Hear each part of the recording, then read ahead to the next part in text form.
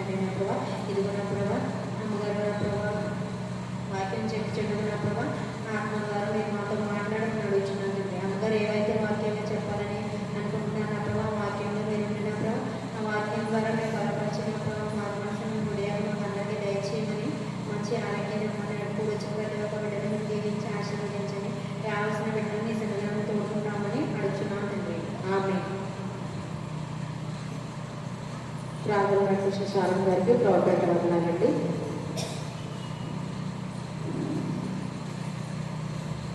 ఈ సమయంలో వరకు కూడా సాయంకాల సమయంలో చక్కటి వాతావరణం మనందరూ కూడా ప్రవేశపెట్టి మరి ఆరాధనలో ఆయన నామని ఆరాధించి ఆయన మాట ధ్యానించే భాగ్యాన్ని మనందరికీ దేవుడు ఇచ్చిన మహాకృపను బట్టి ముందుగా దేవుడిని స్థుతిస్తున్నాను. అలాగే ఇప్పుడు వచ్చిన అందరికీ కూడా ప్రతి ఒక్కరికి పేరు పేరున ప్రోగ్రాం వందనాలు తెలియజేస్తున్నాను. అందరికీ వందనాలండి. మనం ఒకసారి కీర్తన గ్రంథంలో 9వ అధ్యాయం 7వ వచనం ఒకసారి చదువుతున్నాం.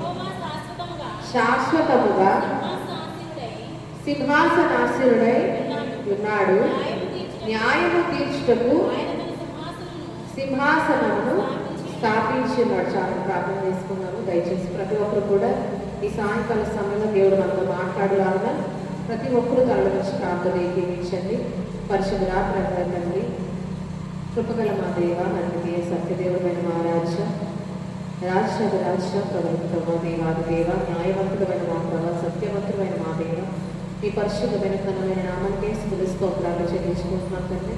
అయ్యా ప్రభు ఎంతవరకు శ్రీల సహవాస ఆరాధనలో మమ్మల్ని అందరినీ కూడా చేర్చుకుని మీ నామాన్ని బలపరిచే భాగ్యం మాకు అనుగ్రహించారు ప్రభావ. మీకే స్తుతి స్తోత్రాలు తండ్రి. అయ్యా ప్రభు మీ మాటను కూడా వినడానికి మీకు అందరూ శరీరంగా తండ్రి ప్రతి ఒక్కరు ఆశలు తీర్చి వారి ప్రాణాలు తృప్తిపరచడం వేడుకుంటున్నాం ప్రభావ. అవును తండ్రి, ఆశ గల ప్రాణాలను తృప్తిపరిచే దేవుడుగా ఉన్నారు కనుక బిడ్డలందరూ తండ్రి ఆశతో ప్రభావ మరి ఆసక్తితో వాక్యం వినడానికి ఇక్కడ కూడి ఉండడం వారిని తండ్రి మీ జీవాహారం చేత తృప్తిపరచమని ప్రార్థిస్తున్నాం తండ్రి. వారికి అవసరమైన మాటలు బోధించమని వేడుకుంటున్నాం ప్రభావ. అలాగే తండ్రి వాక్యం విత్తబోతున్న నన్ను కూడా ప్రభావ మీ ఆదరణ తీసుకొని తండ్రి నన్ను కూడా మీ ఆత్మతో అభిషేకించండి. నా నోట్లో మీ యొక్క మాటల నుంచి ప్రభావ అయ్యా తండ్రి బిడ్డలు బలపరిచే మాటలు తండ్రి, బిడ్డల జీవితాలు మార్చే మాటలు తండ్రి నా ద్వారా అనుగ్రహించుకుని వేడుకుంటూ సమస్తమైన ఘనత మహిమ ప్రభావం ఈ పరిశుద్ధమైన నామానికి ఆరోపించుకోవాలి. యేసు అతి పరిశుద్ధ నామం ద్వారా ఈ ప్రార్థనకి వేడుకొచ్చినాం తండ్రి. ఆమేన్. శాశ్వతంగా సింహాసనాసనుడు ఉన్న దేవుడు దేని కొరకు తన సింహాసనాన్ని స్థాపించడానికి కీర్తనకారుడు మాట్లాడుతున్నాడు. న్యాయము తీర్చుటకు తన సింహాసనాన్ని ఆయన స్థాపించడం. మనందరికీ తెలుసు దేవుడు ఎవరంట? న్యాయము తీర్చే దేవుడు. ఆయన తన మార్గాలన్నింటిలో ఎలా ఉన్నాడంట? న్యాయవంతుడుగా, సత్యవంతుడుగా ఉన్నాడు.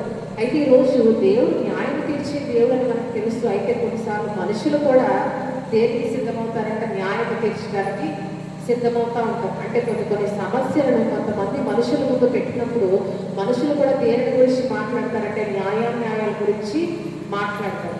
అయితే ఈరోజు మనుషులు తీర్చే న్యాయంలో ఖచ్చితంగా ఇది న్యాయమే అని చెప్పడానికి ఎప్పుడు కూడా వీలు పడదు. ఎందుకంటే మనుషులు ఎప్పుడు కూడా వారి వైపు నుంచి మాత్రమే ఆలోచిస్తారు కదండి.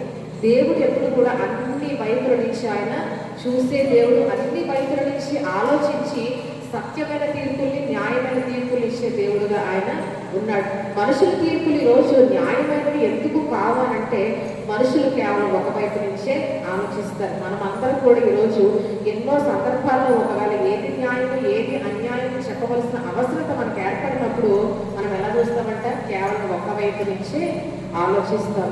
కేవలం ఒకవైపు నుంచే మనం ఆలోచించి అది న్యాయమా కాదని చెప్పి మనకిష్టమైనట్టుగా దాన్ని న్యాయం తెచ్చడానికి ఆలోచిస్తూ ఉంటాం.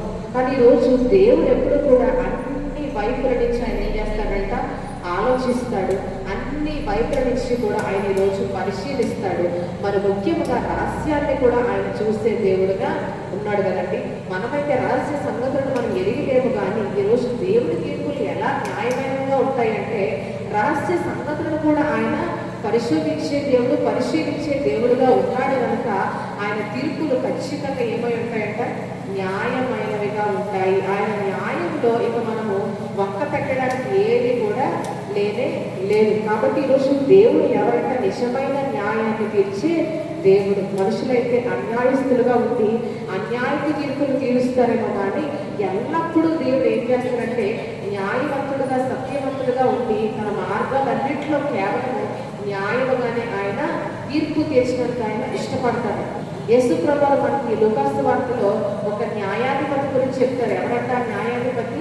అన్యాయస్తుడైన న్యాయాధిపతి. ఎవరికంటే న్యాయం తీర్చే స్థానంలో ఉన్న ఆ న్యాయాధిపతి ఎటువంటి తీర్పులు తీర్చేవాడుగా ఉన్నాడంట, అన్యాయపు తీర్పులు తీర్చేవాడుగా న్యాయాధిపతి ఉండడం మనం గమనిస్తాం. అతను వాస్తవానికి అతను ఏ స్థానంలో ఉన్నాడంట, న్యాయం తీర్చే స్థానంలో ఉన్నాడు.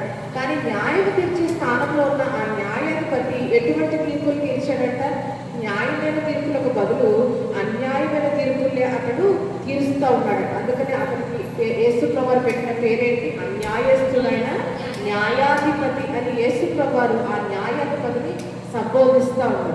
అసలు వాస్తవానికి మనం చూస్తే ఆ న్యాయాధిపతి మీద విధవరాలు వచ్చి గోజాడినప్పుడు ఆమెకు న్యాయం తీరుస్తారని చెప్పి తన మనసులో అతడు అనుకున్నాడు. అయితే వాస్తవానికి ఆమెకి న్యాయం తీర్చడా లేదా, అతను తీర్చిన న్యాయము సత్యమైనదా కాదని మనకు అక్కడ వ్రాయబడలేదు. కానీ అతడు అన్యాయస్తుడని మాత్రం యేసు ప్రభువు స్పష్టంగా మనకి తెలియచేశాడు. అతను అన్యాయంగా ప్రవర్తించడం గల కారణం ఏంటి? మనం ఒకసారి లూకాసు వార్తలో ఆ 18వ అధ్యాయంలో 2వ వచనం ఒకసారి చదవడం గుణగణాల గురించి. దేవునికి భయపడకయు లక్ష్య పెట్టకయు ఒక న్యాయాధిపతి ఏంటంటే అన్యాయపు తీర్పులు తీర్చడం గల కారణం ఇక్కడ స్పష్టంగా తెలుస్తుంది. ఎవరంటే ఏం చేస్తారంటే దేవునికి భయపడినవాడుగా, మనుషులను అసలు ఏమాత్రం కూడా లక్ష్య పెట్టని వాడుగా ఉన్నాడు. కాబట్టి ఇతర తీర్పుల్లో ఏం కనిపించట్లేదంట, న్యాయం అనేది అసలు ఏమాత్రం కూడా కనిపించట్లేదు. దేవునికి భయపడేవాడు ఖచ్చితంగా ఏం మాట్లాడతారంటే న్యాయం మాట్లాడటానికి ప్రయత్నిస్తారు. మనుషులను లక్ష్య పెట్టేవారు కొంచెమైన న్యాయపు మాటలు మాట్లాడటానికి, న్యాయపు తీర్పులు తీర్చడానికి ఇష్టపడతారు. కానీ ఈ వ్యక్తికి ఆ రెండు గుణాలు ఏవి కూడా లేవంట. ఇటు దేవునికి భయపడిన వాడుగా ఉన్నాడు, ఇటు మనుషులను ఏమాత్రం కూడా లక్ష్య పెట్టని వాడుగా, పట్టించుకోని వాడుగా ఉన్నాడు. కాబట్టి ఎల్లవేళ అతని తీర్పులు ఎలా ఉన్నాయంట, అన్యాయపు మార్గంలోనే అతని తీర్పులు తీరుస్తూ ఉన్నాడు. ఈరోజు మనలో న్యాయం ఉందంటే దానికి మూలం ఎవరంట, దేవుడే కదండి. మన న్యాయానికి మూలం ఎవరంట, దేవుడే. మనంతటా మనముగా న్యాయపు తీర్పులు తీర్చి న్యాయపు మాటలు మాట్లాడలేం. కానీ దేవునికి భయపడే తత్వం మనలో ఉన్నప్పుడు ఖచ్చితంగా మనం ఏం మాట్లాడతాము, న్యాయం మాట్లాడటానికి కనీసం మనం ఏం చేస్తామంట, ప్రయత్నం చేస్తాం. ఎందుకంటే మనం అన్యాయస్తులమైనప్పటికీ దేవుని యొక్క భయభక్తులు మన హృదయంలో ఎప్పుడైతే ఉన్నాయో న్యాయం మాట్లాడటానికి మనం ఖచ్చితంగా ప్రయత్నం చేస్తాం. ఎందుకంటే దేవుడు అంటే మనకున్న భయమే అందుకు కారణం. మనుషులను లక్ష్య పెట్టే వారంగా ఈరోజు మనకుంటే అక్కడ కూడా న్యాయ తీర్పులు మనము తీర్చగలం. ఈరోజు మనుషులను లక్ష్య పెట్టకంటే కొంతమంది ఏం చేస్తారు, కొంతమంది మనుషులను లక్ష్య పెడతారు, కొంతమంది లక్ష్య పెట్టారు కదండి. అందరినీ కూడా లక్ష్య పెట్టేవారుగా ఈ లోకంలో జీవించట్లేదు. కొంతమందిని మనం లక్ష్య పెడతాము, కొంతమంది మనము విడిచిపెడతాం, కొంతమంది మనము నిర్లక్ష్య పెడతాం. కాబట్టి ఈరోజు మన తీర్పులు ఎలా ఉంటాయంటే మనం లక్ష్య పెట్టే వారి విషయంలో ఒకలాగా ఉంటాయి, లక్ష్య పెట్టని వారి విషయంలో మరొకలాగా ఉంటాయి. మనం ప్రేమించే వారి విషయంలో ఒకలా ఉంటాయి, మనం ప్రేమించని వారి విషయంలో ఒకలాగా ఉంటాయి. మనవారి విషయంలో ఒకలాగా, మనవారు కాకపోతే మరొకలాగా మన తీర్పులు ఎప్పుడు కూడా ఉంటాయి. అందుకనే మన తీర్పుల్లో ఈరోజు ఏమీ లేదు అని గమనించాలంటే మన తీర్పులు ఏమి లేదంట, అసలు న్యాయమే ఉండదు. ఎందుకంటే మనం కేవలం మన వైపు నుంచి ఆలోచించే వారంగా ఎల్లప్పుడూ కూడా ఉంటామంట. అంటే మనం లక్ష్య పెట్టే వారి విషయంలో, మనం ప్రేమించే వారి విషయంలో ఒకలాగా ప్రవర్తిస్తే, మనం ఇష్టపడే వారి విషయంలో మరొకలాగా మనం మాట్లాడతాం. అందుకని ఇస్సాకు రెబ్కా విషయంలో మనం చూస్తే ఇస్సాకు ఎవరు ప్రేమించాడట? యాసావును ప్రేమించాడు కదండి. రెబ్కా ఎవరు ప్రేమించిన వల్ల? యాకోబును ప్రేమించింది. కాబట్టి ఇస్సాకు యాసావును ప్రేమించాడు కాబట్టి తన మరణ దినాలు సమీపించినప్పుడు ఇరువురిని కుమారుల్ని ఒకేలాగా దీవించవలసిన ఇస్సాకు ఏం చేశారంట? యాసావును మాత్రమే పిలిపించి నేను దీవించులాగున నీవు నా కొరకు చక్కటి మాంసము వేటాడి తెచ్చి అది నేను తిన్న తర్వాత నేను దీవించులాగున నాకు ఆహారము సిద్ధపరచవయ్యా అని యాసావుతో ఇస్సాకు చెప్పాడు. ఎందుకంటే ఇస్సాకు ఎవరు ప్రేమించాడంటే యాసావును అపారంగా ప్రేమించాడు. అది విన్న రెక్క యాకోబును ప్రేమించింది కనుక యాకోబును పిలిపించి ఏం చేసిందంట? నీ అన్నయ్య యాసావులాగా నువ్వు మారువేషం ధరించి నువ్వేం చేయాలంట? వెళ్ళి ఇస్సాకు యొక్క దీవెనకు ఆశీర్వాదాన్ని పొందుకో. అతని అన్న యొక్క దీవెన దొంగిలించమని రెక్క యాకోబుకు ఒక బోధ చేసింది. ఎందుకంటే రెక్క ఎవరిని ఇష్టపడిందంట? యాకోబుని ఎంతగానో రెక్క ప్రేమించింది కాబట్టి తన అన్నయ్య యాసావు యొక్క దీవెనను దొంగిలించమని రెక్క యాకోబును ప్రేరేపించింది. యాకోబు భయపడినప్పటికీ ఏమీ పర్వాలేదు, నేను నీ కోసం ఆహారం సిద్ధపరుస్తూ నీవేం భయపడవద్దని చెప్పి రెక్క యాకోబును ఆ మార్గంలో వెళ్ళేలాగా ప్రేరేపించింది. అయితే ఇక్కడ ఇస్సాకు చేసింది తప్పిదమే, రెబ్కా చేసింది కూడా తప్పిదమే. ఎందుకంటే ఇస్సాకు యాసవు యాలవు తన కుమారుడుగా ఉన్నాడు, యాకోబు కూడా ఎవరి కుమారుడంట? ఇస్సాకు కుమారుడు, ఇస్సాకు గర్భాన పుట్టినవాడు. అయితే ఇస్సాకు ఒకరిని ఒకలాగా మరొకలాగా ప్రేమించి యాసావు విషయంలో ఒకలాగా ఉంటే ప్రేమించిన యాకోబు విషయంలో ఇస్సాకు మరొకలాగా ప్రవర్తించాడు. రెబ్కా చేసిన కూడా తప్ప ఇరువురు తన కుమారులే అయినప్పటికీ యాకోబు పట్ల ఒకలాగా యాసావు పట్ల ఒకలాగా రెబ్కా ప్రవర్తించడం మనం చూస్తున్నాం. అయితే ఇస్సాకు రెబ్కాకు ఏమనుకోలేదంటే వారు చేసింది తప్పు అని వారికి అర్థం కాలేదు. ఎందుకంటే వారు వారి వైపు నుంచి మాత్రమే ఆలోచించారు కదండి. ఈరోజు ఎందుకు ఈ మాట జ్ఞాపకం చేస్తారంటే మనం ఎప్పుడు కూడా మన వైపు నుంచి మాత్రమే ఆలోచించి ఇది న్యాయము ఇది అన్యాయం అని మనం చాలాసార్లు మనమే న్యాయవంతుల్లాగా మాట్లాడతాం. అని ఈరోజు దేవుడైతే అందరి వైపు నుంచి అన్ని పరిస్థితుల నుంచి ఆయన ఏం చేస్తాడంట? ఆలోచిస్తాడు. ఇస్సాకు తన వైపు నుంచి ఆలోచించుకున్నాడు, రెబ్కా ఆమె వైపు నుంచి ఆలోచించుకుంది. వారు చేసిన పనుల్లో వారికి ఎటువంటి అన్యాయము కూడా కనిపించలేదు. ఈరోజు మనం చేసే పనుల్లో ఎన్నోసార్లు అన్యాయంగా ఉన్నా సరే మనకేం కనిపిస్తుందంట? కేవలం మన పనులు న్యాయమైనవిగానే మన కంటికి కనపడతాయి. ఎందుకంటే మనం మన వైపు నుంచి మాత్రమే చూస్తాం, కానీ అవతల వైపు నుంచి మనం ఆలోచించడానికి ఏమాత్రం కూడా ప్రయత్నించం. కాబట్టి పరిశుద్ధాత్మ దేవుడు ఈరోజు జ్ఞాపకం చేస్తుంది ఏంటంటే దేవుని తీర్పులు న్యాయమైనవి కాబట్టి ఏది న్యాయమో ఏది అన్యాయం మనం ఆయనకి విడిచిపెట్టాలి తప్ప ఇది న్యాయము ఇది సత్యము లేకపోతే ఇది అన్యాయం ఇది సరి అయినది కాదని మనము చెప్పటానికి ఎంత మాత్రం కూడా సరిపోదు. ఎందుకంటే మనకంత జ్ఞానము లేదు, మన దగ్గర అంత న్యాయము సత్యము కూడా ఎంత మాత్రం కూడా లేవు కదండి. ఈరోజు మనం ఆలోచన చేస్తే ఆదము హవ్వల విషయంలో తీసుకున్న ఆదము తన చేస్తే ఎలా కనపడిందంట? న్యాయముగానే కనపడింది. దేవుడు వచ్చి వారిని విమర్శ చేయడానికి ముగ్గురిని నిలవబెట్టినప్పుడు ఎవరెవరంటే ఆదాము హవ్వ సర్పం వారి ముగ్గురిని అక్కడ ఉంచి ఆయన విమర్శ చేయడం ప్రారంభించినప్పుడు ఆదాము ఏమన్నాడు? నీవు నాకు ఇచ్చిన ఈ స్త్రీయే నన్ను ప్రేరేపించింది కాబట్టి నేను ఈ పండు తిన్నాను అని చెప్పి తన తప్పు ఏమీ లేదన్నట్టు తన న్యాయాన్ని కనపరుచుకోవడానికి ఆదాము అక్కడ 100% ప్రయత్నం చేసింది. అమ్మ వెంటనే ఏం చేసింది?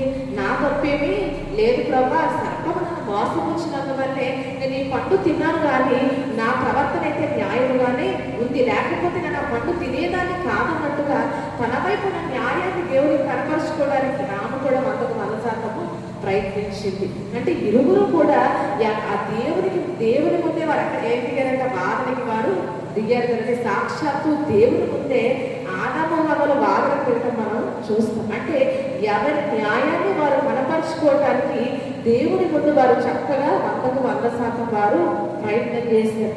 అయితే వాళ్ళు ఏ విధంగా ఎవరిలోనూ న్యాయము లేదు, ఆదాము దగ్గర న్యాయం లేదు, హవ్వ దగ్గర న్యాయం లేదు, కానీ వారు ఎవరి వైపు నుంచి వారు ఆలోచించుకున్నారు కనుకనే ఆదాము చేసింది ఆదాముకు న్యాయంగా కనబడింది, హవ్వ చేసింది హవ్వకు న్యాయంగా కనబడింది.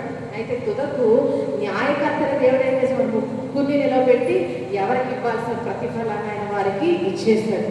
వాస్తవానికి దేవుడికి అంతా కూడా ముందే తెలుసు కదండి. ఆయన రాకముందే అక్కడ ఏం జరిగిందో ఆయనకి తెలుసు. కానీ మీరేం చేశారని ఎందుకు ఆయన అడిగారంటే వారికి ఒక అవకాశము ఆయన ఇచ్చాడు అంత మాత్రమే తప్ప ఆయన రహస్య సంగతులను కూడా ఆయన చూసే దేవుడు కాబట్టి అక్కడ జరిగింది స్పష్టంగా ఆయనకు తెలిసినప్పటికీ ఏం చేశారు మీరని మరలా వారికి చెప్పుకునే అవకాశం దేవుడు వారికి ఇచ్చాడు. అవకాశం ఇవ్వబడినప్పుడు వారు ఏం చేస్తారంటే నాది న్యాయం అంటే నాది న్యాయం కనపరుచుకోవడానికి మాత్రమే వారు ఇష్టపడ్డారు. కానీ అన్ని వైపుల నుంచి చూసి నిజంగా న్యాయపు మాటలు మాట్లాడారంటే ఎక్కడో కూడా అక్కడది జరగలేదు.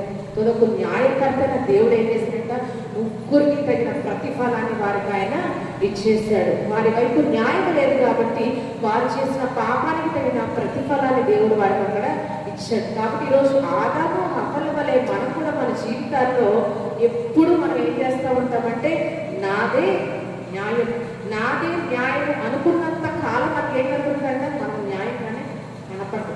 నాకు న్యాయమా కాదని ఒక ప్రశ్న మనం ఒకసారి వేసుకున్నప్పుడు అప్పుడు మనకి నిజ నిజాలు తెలియజేస్తాడు పరిశుద్ధాత్మ దేవుడు. ఈరోజు దేవుడు మనతో మాట్లాడుతున్న విషయం ఏంటంటే ఏ సందర్భంలోనైనా నాదే న్యాయం కదా నా వైపే సత్యం ఉంది కదా అనుకున్నప్పుడు మనకి ఖచ్చితంగా 100% మనకి న్యాయంగానే కనపడదు. ఎందుకంటే మనం ఎంతగానో ప్రేమించుకుంటాం కదండి. అందుకనే శుక్రవారం నిన్న వరకు పొరుగు వారిని ప్రేమించమంటే మనల్ని మనం ఎంతగానో ప్రేమించుకుంటాము. అనేక సందర్భాల్లో మనల్ని మనము సపోర్ట్ చేసుకుంటాము. మన తప్పు ఉన్నప్పటికీ తప్పు లేనట్టుగా మనము చెయ్యాలని ఆలోచించాలని అందరికీ రుజువు చేసుకోవాలని చూస్తూ ఉంటాం. కాబట్టి మనది న్యాయం అనుకున్నంత వరకు మనకేం కనబడదంటే మనలో ఉన్న అన్యాయం ఎంత కూడా కనిపించదు. నాది న్యాయమా కాదా, అసలు నాలో సత్యం ఉందా లేదా, నేను మాట్లాడే దాంట్లో ఖచ్చితంగా దేవుడికి ఇష్టమైనదిగా ఉందా లేదా అని చెప్పి ఒక్కసారి మనం ఆలోచించినప్పుడు మనలో ఉన్న పాపాలన్నీ కూడా ఒకదాని తర్వాత ఒకటి బయటకు వస్తాం. కానీ ఈరోజు మనం కఠినంగా ఏం చేస్తున్నామంటే హృదయ కాఠిన్యముతో మనము వ్యవహరిస్తూ నాది 100% న్యాయం అనుకుంటున్నాం. కాబట్టి కొన్ని సందర్భాల్లో అన్యాయంగా మనము ప్రవర్తిస్తున్నాం, అన్యాయపు తీర్పులు తీరుస్తున్నాం, అన్యాయపు మార్గంలో నడుస్తున్నాం. దానికి గల కారణం ఎవరంటే మనమే అన్యాయపు మార్గంలో నడుస్తున్నాం. ఎందుకంటే నాదే న్యాయం అనుకుంటున్నాం కాబట్టి. కానీ ఈరోజు నాది న్యాయమా కాదని ఒక్క ప్రశ్న ఈరోజు ఏ సమస్య విషయంలో మనం వేసుకున్నట్లయితే అప్పుడు దేవుడు మనది న్యాయమో కాదో మనకే తెలియచేస్తాడు. పరిశుద్ధాత్మ దేవుడు మనల్ని ప్రేరేపిస్తాడు నిజ నిజాలు ఆలోచించడానికి, న్యాయాన్యాయాలు పరిశీలించడానికి మనకు ఆయన వివేచనిస్తాడు, తెలివినిస్తాడు, వివేకాన్ని దయచేస్తాడు. అప్పుడు మనకి ఆ సమస్య పరిష్కారం చెందడానికి మనకి అక్కడ దోహదపడుతుంది. కానీ ఈరోజు మనం ఒకవేళ అపవాది మాట విని నాదే న్యాయం అని వక్ర మార్గంలో నడిచే వాళ్ళని ఉంటున్నామేమో, అయితే దేవుడికి అది ఎంత మాత్రం కూడా ఇష్టమైనది కాదు. న్యాయం ఎక్కడైతే జరగట్లేదో అక్కడ ఎవరు ఉంటారంట దేవుడు ఖచ్చితంగా ఉంటాడు. అందుకని యెషయా పత్రికలో ఒక మాట తెలియజేస్తూ ఉంటాడు. 59వ అధ్యాయం యెషయా రాసిన గ్రంథము 59వ అధ్యాయం 15-16 వచనాలు ఒకసారి చదువుతారు. సత్యము లేకపోయేను, విసర్జించువాడు దోచబడుచున్నాడు, న్యాయము జరగకపోవుట యెహోవా చూచెను, అది ఆయన దృష్టికి ప్రతికూలమై ఉండెను, సంరక్షకుడు లేకపోవుట ఆయన చూచెను, లేకుండుట ఆశ్చర్యపడెను. కాబట్టి ఆయన బాహువు సహాయము చేసెను, ఆయన నీతియే ఆధారం. ఆయన ఏంటంటే 15వ వచనంలో గ్రంథకర్త ఏమంటున్నాడు, చెడుతనం విసర్జించేవాడు ఏం చేస్తాడంట, దోషపడుచునే ఉన్నాడంట. ఇక్కడ న్యాయం జరగకపోతే యెహోవా చూసినప్పుడు ఆయన దృష్టికి ఎలా ఉందంట, ప్రతికూలంగా ఉన్నట్ట. అంటే న్యాయం ఎక్కడైతే జరగట్లేదో అక్కడ మన దేవుడు జోక్యం చేసుకునే దేవుడుగా ఉన్నాడంట. యెహోవాకి ఎప్పుడైతే న్యాయం జరగకపోవడం అనే విషయము ప్రతికూలంగా ఉందో ఆయన బాహు ఆయన ఏం చేసిందంట, వెంటనే సహాయము చేసిందని గ్రంథకర్త చెప్తా ఉన్నాడు. ఆయన బాహు ఆయనకు సహాయము చేశాను, ఆయన నీతి ఆయనకు ఆధారం. అంటే న్యాయం ఎక్కడైతే జరగట్లేదో అక్కడ దేవుడు చూసి చూడనట్టుగా ఏమాత్రం కూడా ఆయన ఊరుకునే దేవుడు కాదు. ఆయన జోక్యం చేసుకునే దేవుడు. ఆయన న్యాయాన్ని ఆయన పరిశీలించి వారిని న్యాయమైన మార్గంలో నడిపించే దేవుడుగా ఆయన ఉన్నాడంట. కాబట్టి ఈరోజు మనం ఆలోచన చేస్తే ఏముందలే, ఎవరు చూసొచ్చారులే అని మనం కొన్నిసార్లు అనుకుంటాం. కానీ ఒక్కవేళ ఈరోజు అన్యాయపు తీర్పులు తీర్చేవారంగా, అన్యాయపు మార్గంలో నడిచేవారంగా, అన్యాయపు మాటలు మాట్లాడే వారంగా ఉంటే అక్కడ ఎవరుంటారంట? వెంటనే దేవుడు అక్కడ జోక్యం చేసుకొని న్యాయాన్యాయాలు పరిశీలించి మనలో అన్యాయం బయటపడితే మనకేం ఇస్తాడు? వెంటనే ఆదాము మమ్మల్ని ఒకరి తర్వాత ఒక నిలవబెట్టి దేవుడు శిక్ష విధించాడు కదండి. వారు తమ న్యాయాన్ని రుజువు చేసుకోవడానికి ఎంత ప్రయత్నించినా వారి మాటలు వారు ఏం చెప్తారనేది విన్నాడు. విన్న తర్వాత ఆయన చేసేది ఆయన చేశాడు. కాబట్టి ఈరోజు మనలో అన్యాయం ఉందని దేవుడు గమనిస్తే, అన్యాయ ప్రవర్తన మనలో ఉన్నదని దేవుడికి వెల్లడి అయితే ఖచ్చితంగా ఆయన మనకి తీర్పు తీరుస్తాడు. కాబట్టి ఈరోజు దేవుడి దగ్గర మనం ఎలా ఉండాలంట? జాగ్రత్తగా ఉండాలి. ఎందుకంటే న్యాయము జరగని చోట ఆయన జోక్యం చేసుకునే దేవుడుగా ఉన్నాడు. నినివే పట్టణస్తుల విషయంలో దేవుడు ఏం చేస్తున్నాడంటే జోక్యం చేసుకున్నాడు. ఎందుకంటే నినివే పట్టణం వారు అన్యాయ మార్గంలో, అక్రమ మార్గంలో వారు నడిచారు. కాబట్టి నినివే పట్టణస్తుల గురించి ఎవరైనా దేవుడికి మొరపెట్టారంటే ఎవరు మొరపెట్టలేదనే మనకి పరిశుద్ధ గ్రంథంలో ఎవరు మొరపెట్టినట్టయితే రాయబడలేదు. కానీ నినివే పట్టణస్తుల అక్రమమైన మార్గాన్ని చూసి, అన్యాయ మార్గాన్ని చూసి దేవుడే జోక్యం చేసుకున్నట్టుగా మనం అక్కడ చదువుకున్నాం కదండి. దేవుడే తన ప్రవక్తని యోనాను వారి మీదకి తీర్పు తీర్చడానికి అతన్ని వారిని అక్కడికి పంపాడు. ఈరోజు మనం సొదొమ గొమొర్రా విషయంలో చూస్తే, సొదొమ గొమొర్రాలు కూడా అన్యాయ మార్గంలో ఆ పట్టణాలు కూడా నడిచాయి. అయితే వారిని గురించిన మొర అయితే దేవుడి సన్నిధానానికి వెళ్ళింది కదండి. సొదొమ గొమొర్రాల యొక్క పట్టణాల్లో జరుగుతున్న పాపం గురించి, వారి మార్గాల్లో జరుగుతున్న అన్యాయ క్రియల గురించి ఎంతో మంది దేవుడికి మొరపెట్టారు. కాబట్టి అక్కడ దేవుడు ఏం చేసుకున్నాడంట? జోక్యం చేసుకున్నాడు. వారు మొర ఎప్పుడైతే ఆయన సన్నిధికి చేరిందో ఆయన న్యాయాన్ని ఆయన పరిశీలించడానికి ఆయన నేరుగా దిగిరావడం మనం చూస్తున్నాం. అక్కడ దేవుడు ఒక మాట అంటాడు. ఆదికాండం 18వ అధ్యాయము 20వ వచనం నుంచి ఒకసారి చదవడం. ఆదికాండము 18వ అధ్యాయం. మరియు యెహోవా సొదొమ గొమొర్రాను కూర్చిన మొర గొప్పది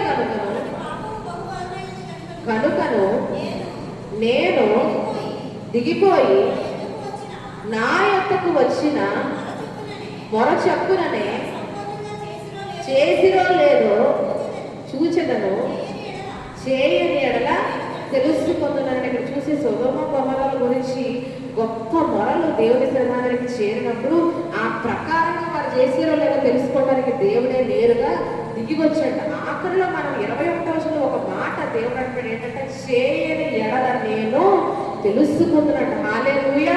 ఈరోజు మనం చూస్తే ఆ ప్రకారంగా చేస్తే నేను చూస్తాను, చేయకపోతే కూడా నేను దాన్ని తెలుసుకుంటాను అంటాం. అంటే న్యాయాన్యాయాన్ని చక్కగా పరిశీలించి న్యాయమైన తీర్పులు తీర్చే దేవుడు మన దేవుడు కదండి. యెహోవా తమకు దేవుడు కాగల జనులు ధన్యులు. అంటే ఆయన న్యాయాన్యాయాన్ని చక్కగా పరిశీలించే దేవుడుగా ఉన్నాడంట. ఆయన సన్నిధికి వెళ్ళిన మొర సరి అయినదా కాదా, అందులో సత్యం ఉందా లేదా, అందులో న్యాయం ఉందా లేదా అని తెలుసుకోవటానికి దేవుడు తానే సాక్షాత్ ఈ లోకానికి దిగి వచ్చి వారి మొర నిజమా కాదా అని తెలుసుకోవడానికి ఆయన వచ్చాడు. వారిని పరిశీలించండి, పరిశోధించండి.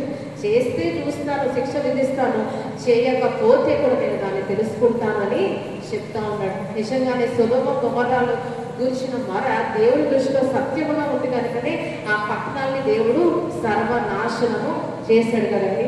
కాబట్టి ఈరోజు ఈ మాట అంటే చేయని నేను తెలుసుకుంటానన్న మాట మనం గమనిస్తే దేవుని విషయంలో ఎంత జాగ్రత్తగా మనం వ్యవహరించాలో ఈ మాట స్పష్టంగా మనకి తెలియచేస్తూ ఉంది కదండి. అంటే కేవలం ఎవరో ఒకరు చెప్పింది నమ్మేసి వినేసి తీర్పు తీర్చే దేవుడు ఆయన కాదు. మనుషులైతే ఒకరి వైపు వింటారు కదండి, ఒకరి వైపు వినేసి ఏం చేస్తారు? వెంటనే అందులో న్యాయమా అందులో అన్యాయమా అని మాట్లాడతారు. కానీ దేవుడు ఏం చేస్తున్నాడంట?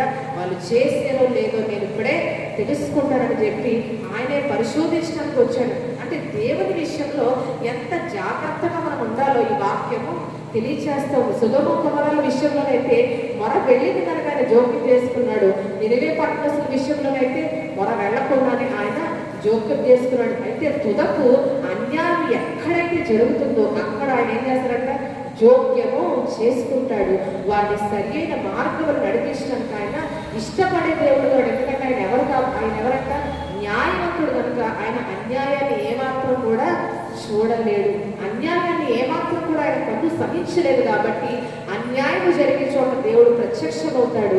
ఒకవేళ ఆ అన్యాయం కారణం ఈరోజు మనమైనా సరే మనకు కూడా ఏమిస్తాడంటే ఈరోజు తీర్పును తీర్చే దేవుడుగా ఉంటాడు. కాబట్టి మనం తీర్చే తీర్పుల విషయంలో, మనం మాట్లాడే మాటల విషయంలో అన్యాయ మాటలు మాట్లాడుతున్నామో ఆ విషయాలు మనం ఈరోజు చాలా జాగ్రత్తగా వ్యవహరించాల్సిన అవసరము ఉన్నది. ఎందుకంటే దేవుడికి మనము మరుగైన వారము కాము.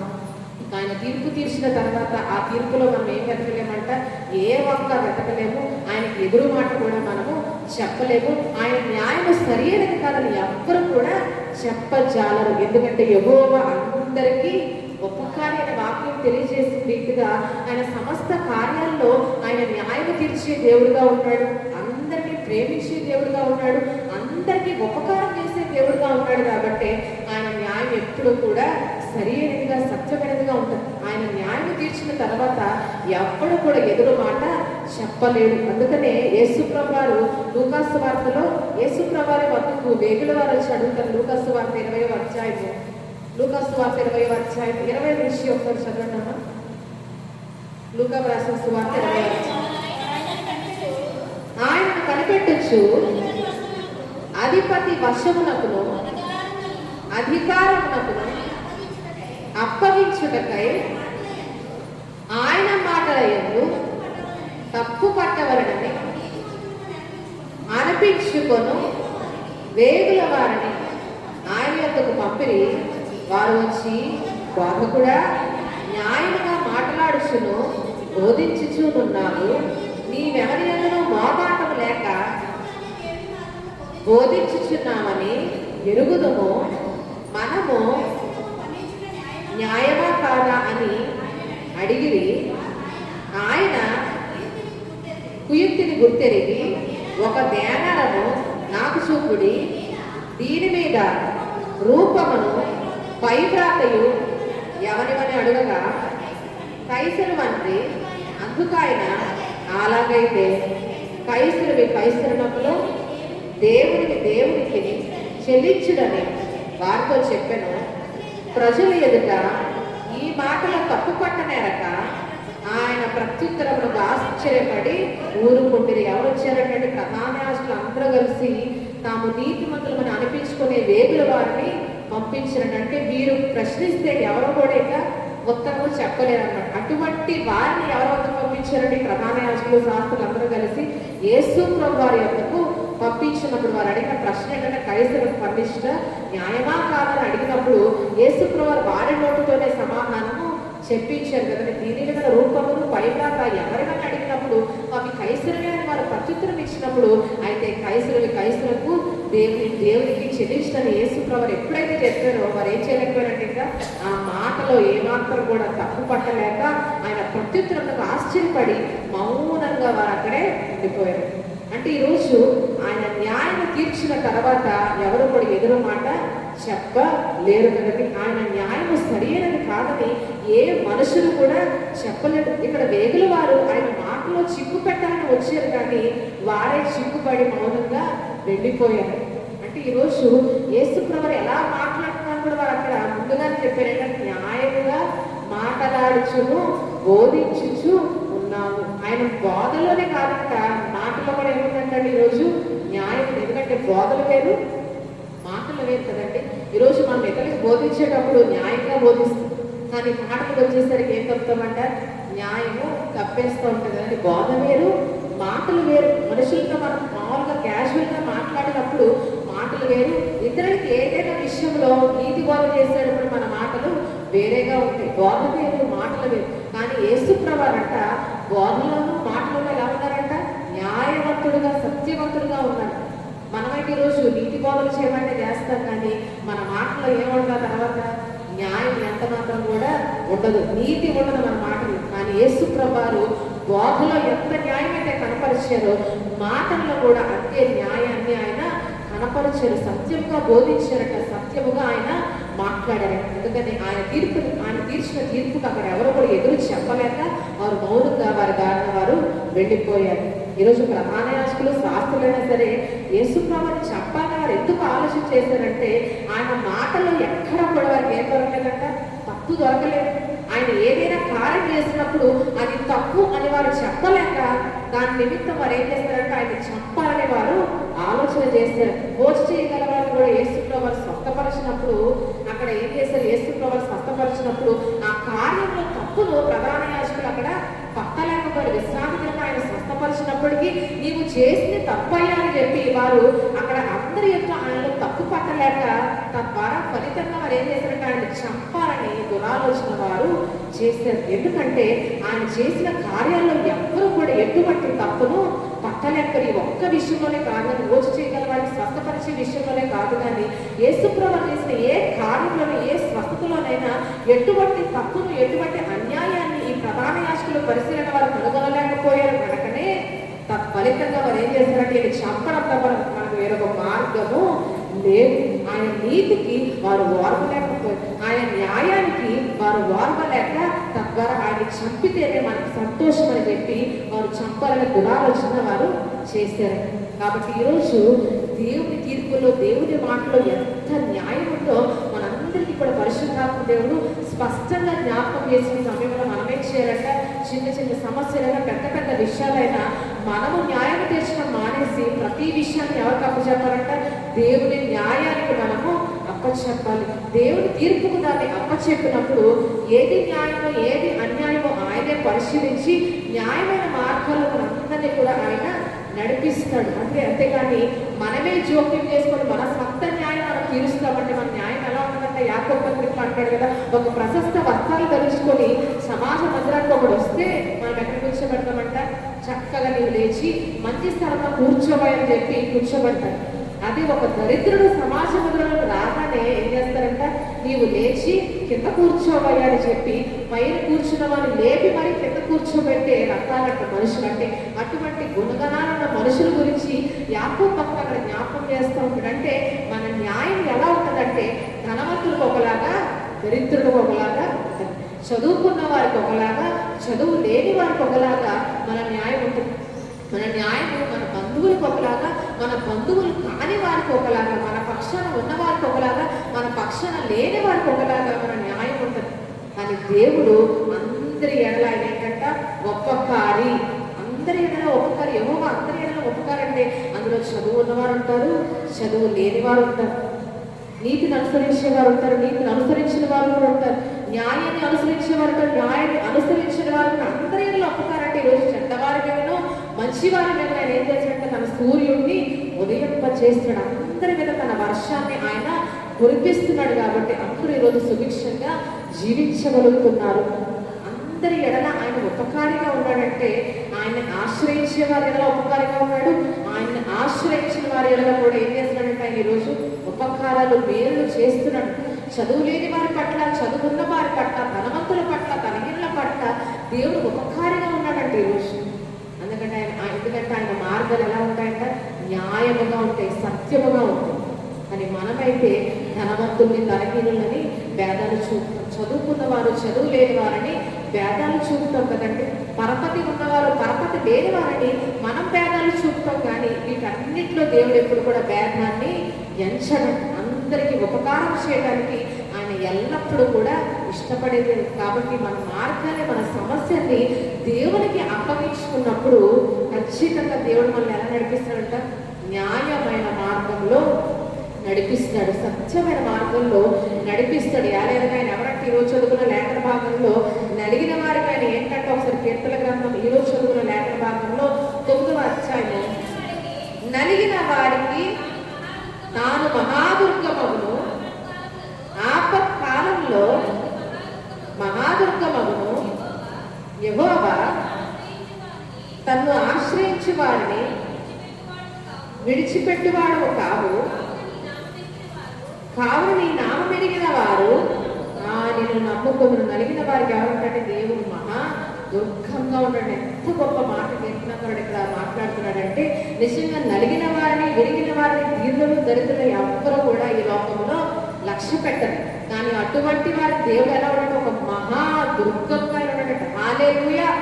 ఆపత్కాలంలో వారికి ఎలా ఉన్నాడంటే నలిగిన వారికి, విరిగిన వారికి, దీనులకు, దరిద్రులకు మహా దుర్గంగా ఆయన ఉన్నాడంటే ఈరోజు. అంటే ఈరోజు మనం ఆలోచన చేస్తే మనమైతే నలిగిన వారిని, విరిగిన వారిని, దీనులను, దరిద్రులను, ధనహీనులను మనం లక్ష్య పెట్టని వారంగా ఉంటాం. కానీ దేవుడు వారి పక్షాన ఉన్నాడని వాక్యం స్పష్టంగా తెలియజేస్తుంది. ఓచ్ చేయగల వారి గురించి కూడా నేను జ్ఞాపకం చేసిన రీతిగా ముందైతే అక్కడ ఒక మూలన ఉన్న వ్యక్తిని ఎక్కడ నిలబెట్టాడో మార్కు సువార్తికుడు జ్ఞాపకం చేస్తున్నాడు. మార్కు రాసిన సువార్త 3వ అధ్యాయము ఒకసారి 3వ వచనం చదవడమ్మా. నీవు లేచి మధ్యన నిలవమని చాలా ఓచ చేయగల వారితో చెప్పి, ఇక్కడ ఓచ చేయగలవాడు ఒక మూల సమాజ మొదలు ఎక్కడో నిలబడి ఉన్నాడు. తన రుగ్మత చేత, తన వ్యాధి చేత, తన బాధ చేత ఎంతో నలిగిన స్థితిలో, విరిగిన స్థితిలో, ఎంతో బలహీన స్థితిలో ఉన్న ఈ ఓచ చేయగల మనుషుని యేసుప్రభువు ఏం చేస్తున్నారంట? నీవు లేచి ఎక్కడ నిలబడ్డాడంట? మధ్యను నిలవబడు అని అంటున్నాడు. హల్లెలూయా. అంటే ప్రధాన యాజకులు, పరిసరాలు అందరూ ఉన్న సమయంలో ఆ ఓచ చేయగలిగిన ఆ వ్యక్తికి, ఆ బలహీనతతో, రుగ్మతతో, విరిగిన కలిగిన హృదయంతో ఉన్న ఆ వ్యక్తికి యేసుప్రభువు ఎలా మారాడంటే ఒక మహాదుర్గంగా ఆయన మారాడు కదండి. ఒక మూల సమాజ మందిరంలో ఎవరూ లక్ష్య పెట్టిన వ్యక్తిగా నిలవబడి ఉన్న అతన్ని యేసుప్రభువు ఏం చేసి, నేను లేచి మధ్యలో నిలువు అని చెప్పి అందరినీ ఎదిరించి విశ్రాంతిని స్వస్థపరిచిన న్యాయమా కాదని ప్రశ్నించినప్పుడు వారు మౌనంగా ఉన్న సమయంలో యేసుప్రభువు హృదయ కాఠిన్యానికి దుఃఖపడి చివరికి తానైతే ఏం చేశారంట? ఆ ఓచ చేయగల వ్యక్తిని ఆయన సంపూర్ణంగా స్వస్థపరిచారు. నలిగిన ఆ వ్యక్తికి, బలహీనతతో, రుగ్మతతో ఉన్న వ్యక్తికి యేసుప్రభువు ఒక మహాదుర్గంగా మారటం మనం అందరం కూడా గమనించవచ్చు. మన జీవితాల్లో కూడా మనం ఒకవేళ నలిగిన స్థితిలో, విరిగిన స్థితిలో ఈరోజు ఉన్నట్లయితే మనకి ఎవరంట మహాదుర్గము? దేవుడే కదా. ఈరోజు నలిగిన నాకు ఎవ్వరూ తోడుగా లేరే, ఎవ్వరూ నన్ను నా దగ్గరికి రావట్లేదు అని కొన్నిసార్లు మనం అనుకుంటాం. అందరూ నన్ను నిర్లక్ష్య పెడుతున్నారు, నా యొక్క స్థితిని బట్టి అందరూ కూడా నన్ను అసహించుకుంటున్నారే అని చెప్పి, చులకనగా చూస్తున్నారని చెప్పి మనం బాధపడతాం. కానీ అటువంటి వారికి ఎవరంటే మహాదుర్గం? సాక్షాత్తు దేవాది దేవుడే నలిగిన వారికి, విరిగిన వారికి ఆయన మహాదుర్గంగా ఉన్నాడు. అంటే ఓచ చేయగల వ్యక్తిని, ఒక మూల నిలబడిన వ్యక్తిని నీవు లేచి మధ్యలో నిలువు అని చెప్పి ఒక ఉన్నత స్థానాన్ని ఇచ్చి, ఒక గొప్ప స్వస్థతనిచ్చి అతను తన ఇంటికి ఆయన పంపించారు. మన జీవితాల్లో ఈరోజు నన్ను ఎవరు చూడట్లేదు, నన్ను అందరూ చులకనగా చూస్తున్నారు, ఎవరి దృష్టిలో ఎందుకు నేను పనికిరాదని అనుకుంటున్నాం. కానీ ఈరోజు మనలాంటి వారికి ఎవరంట? మహాదుర్గము. దేవాది దేవుడు మహాదుర్గంగా ఉన్నాడన్న విశ్వాసంతో మనం ఈరోజు ముందుకు వెళ్ళగలిగితే ఖచ్చితంగా ఆయన ఆపత్కాలంలో మనకి ఎలా ఉంటాడంట? మహాదుర్గంగా ఉంటాడంట. ఈరోజు మనుషులు చక్కగా మన చుట్టూ అన్ని పరిస్థితులు బాగున్నప్పుడు మన చుట్టూ ఉంటారు కదండి, మన చుట్టూ ఒక గోడగా నిలబడతాడు. కానీ ఆపత్కాలంలో ఎవరంట మహాదుర్గం? ఈరోజు దేవాది దేవుడే. ఆపత్కాలంలో అందరూ విడిచి వెళ్ళిపోతారు, ఒంటరిగా చేస్తారు. కానీ ఆపత్కాలంలో ఈరోజు మనం ఉన్నట్లయితే మనకి మహాదుర్గం ఎవరంట? మన దేవుడే.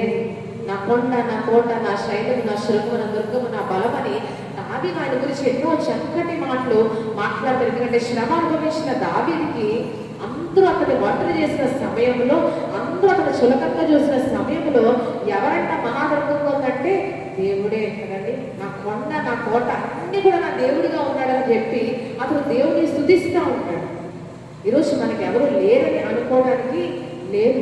ఒకవేళ ఎందుకు పనికిరాని స్థితిలో నేను ఉన్నాను కాబట్టి అందరూ నన్ను విడిచిపెట్టారని బాధపడుతున్నట్లయితే పరిశుద్ధాత్మ దేవుడు మనకి జ్ఞాపకం చేసిన విషయం ఏంటంటే, నేను మీకు మహాదుర్గముగా ఉంటాను. ఆపత్కాలంలో మిమ్మల్ని అందరూ విడిచిపెట్టిన మీకు ఒక దుర్గముగా నేను ఉంటానని దేవుడు మనకు ఒక భరోసా ఇస్తూ ఉన్నాడు.